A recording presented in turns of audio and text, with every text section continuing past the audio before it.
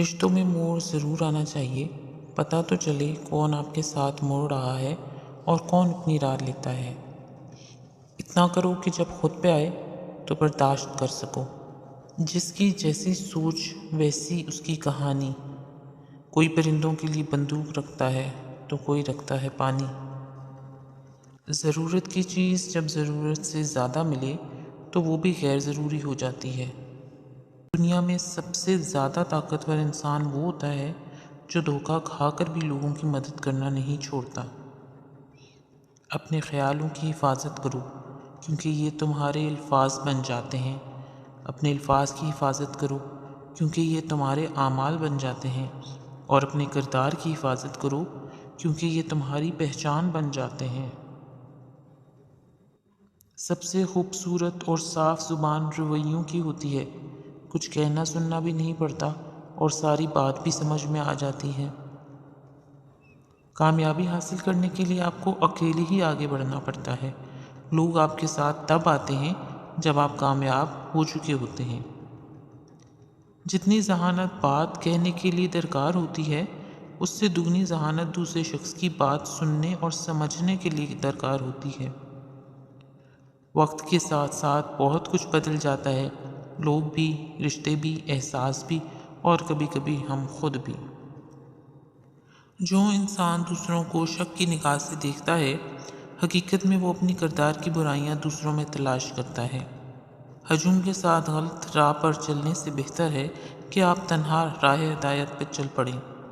اتنی جلدی دنیا کی کوئی چیز نہیں بدلتی جتنی جلدی انسان کی نیت اور نظریں بدل جاتی ہیں۔ عرش والے سے رابطے مضبوط ہوں تو فرش والے کچھ نہیں بگاڑ سکتے۔